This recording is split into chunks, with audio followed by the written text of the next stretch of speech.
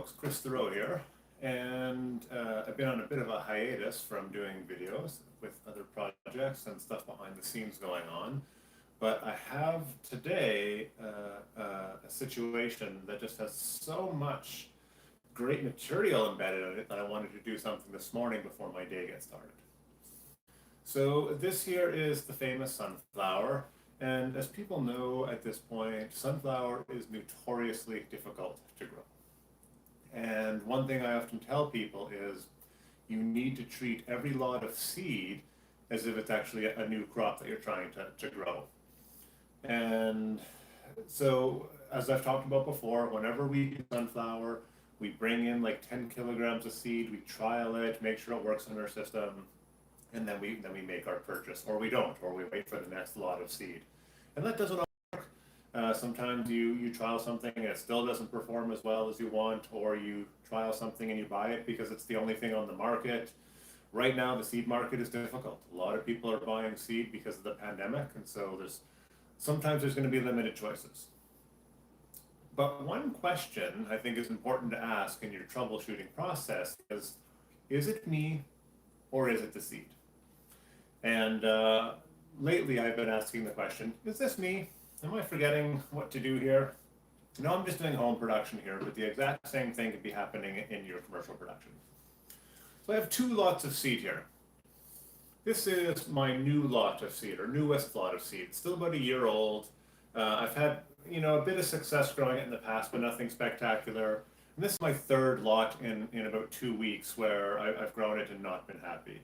And this here is my older lot of seed. This seed is probably 2.5 years old, stored in the exact same conditions. And seed I'm not that happy with because it's quite variable in size, but has been consistent enough. And so having had this as my main seed, and having had 2 lots completely fail, now I'm doing a side-by-side trial. And I'm lucky to have 2 lots of seed where I can grow them side by side and look at them and say, okay, in the same conditions, which one of these is going to do better? What kind of things am I going to see? Excuse me. So doing them side by side, right away I still see, this seed is performing poorly. And this is exactly what I'm seeing. I'm seeing spotty germination, lots of seed not coming up, seed that is coming up but not being very vigorous. I see a little bit of mold in here. And then both of them do have some browning on the cotyledons, though it seems to be worse here than here. And this usually appears in the bottom of the leaves. And so the crop can grow to maturity and still look okay with that. But it's just not nice looking stuff. Whereas this one here, I can see that it's consistent, it's germinating really well, it's got a little bit of vigor to it. You can see there's something happening here, and I'll talk about that in a second. So the question here is what to do. And it's always hard to know what to do with different lots of seed. So the first thing you do is try something a little different. And if you've grown sunflower before, you know things like using a heat mat or not using a heat mat can make a difference. Soak time can make a difference. Depth of soil can make a difference. The moisture in the soil can make a difference. So go through some steps to make sure you're doing things in the way that have sort of tried and true worked for you in the past. And for me, I was thinking, well, okay, I didn't hydrate the soil for very long before sowing. Usually I let it sit for a couple days once I prep my tray. Now I've just been sort of prepping it, watering it, and sowing. It's a bit of a new soil mix. I soaked this seed for 2 hours the first time. Actually, both the first 2 times. This time I soaked it for 1 hour. And my next step is going to be to soak it for longer, 4 to 5 hours maybe, to see how that does. The next thing you should do, so try that, try some differences, because often you can figure stuff out on your own. The next thing to do is to call your seed supplier. And that's exactly what I did. After having done a few batches and not seen results, and I just basically emailed and said, hey, just kind of curious what kind of results you're getting, from this lot, what kind of feedback you're getting from customers. because the good seed companies will give you both their feedback on their growing it, and they'll have received info from customers as well that's really valuable for them to pass on to other growers. So that's what I did, and I got a couple great emails back from Lois at Mum Seeds, who was very familiar with this troublesome lot, I believe is the word that she used, and we had a great talk, and we went through a lot of different options. You know, a lot of what I shared with you there. You know, having more nutrient in the mix was something she threw out there. This is a new growing space for me. I'm in a new house, so there could be something going on there just with where I've placed things, and you know, energetically in the house. Like there's just a lot of unknowns in that regard. So with that in mind, I will continue to make changes. But what's really valuable there is having the seed company to talk to work that through. So don't forget to do that. The third thing is to maybe accept that this lot of seed is not going to work as you want it in your system. And we've definitely had that before where we've bought, you know, 6 months worth of seed. It was the only seed available. It didn't work great, but it worked well enough. And we spent 6 months just being resentful to the seed. And that probably didn't help the grow either. So you've got to kind of work stuff out with each lot. So use your range of skills you have in growing to try different things.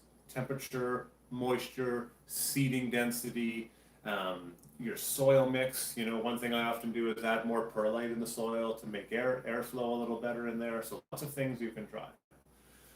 So yeah, in this case, again, what I have determined now is that it's clearly the seed that is the trouble. I've got my new lot here that's not growing well, my old lot here that's growing much better, and so that now that I can do a side by side, it makes a huge difference that I can see that. So now I know to really adjust my growing methods here, and probably my next thing is going to be to do like a longer soak, probably about 4 to 5 hours, and see what we can get out of that. So the next thing I want to look at here is the cat's trying to jump on the counter. Don't jump on the counter. The next thing I want to look at here is there's two things that are happening here. One is I'm using a new tray. This is the paper pot tray that the Paper Pot Co. uses for their paper pots to prepare your pots in for the transplanter. And I like this because it's very, the cat's on the counter. All right, here you go, there's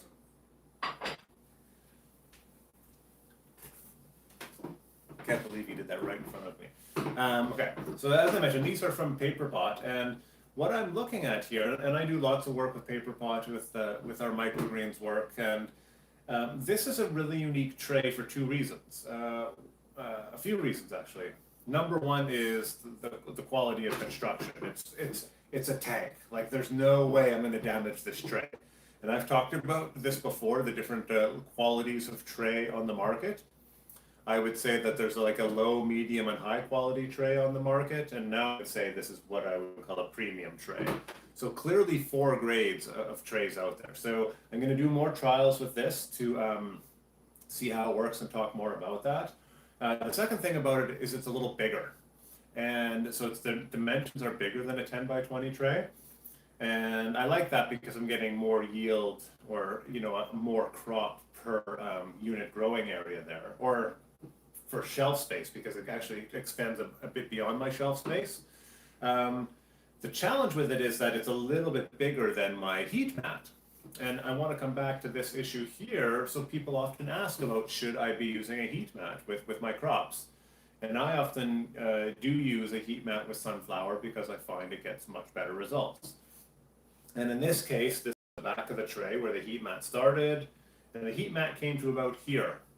And you can see that we have much lower growth in this section here that did not have the heat mat.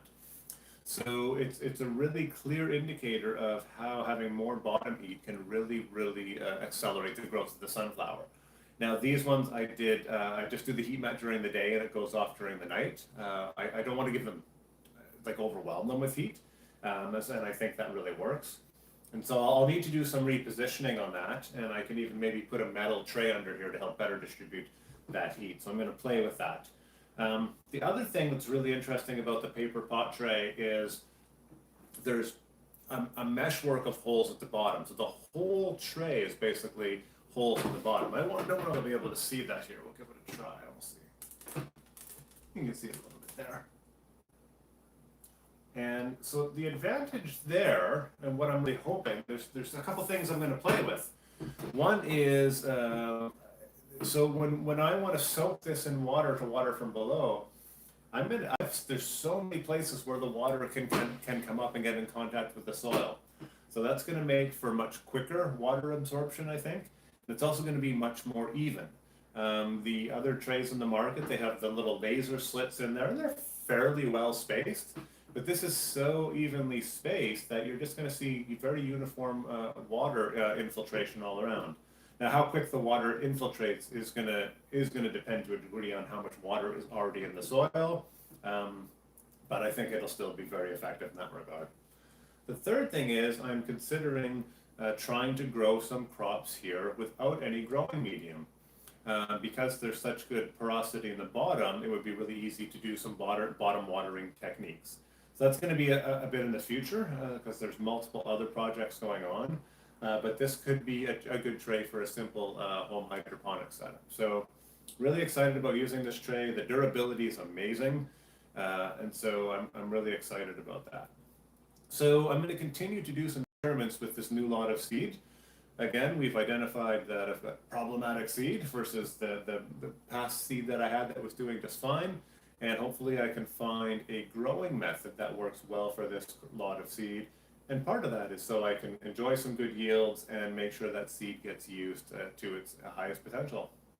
So hopefully that's a helpful insight looking at seeds. Again, sunflower is a very challenging crop to grow with each lot of seed being different. But as long as you go through a number of steps to make sure you've covered all your bases and looked at all the options, you can usually find a way to make most seed lots work for your system.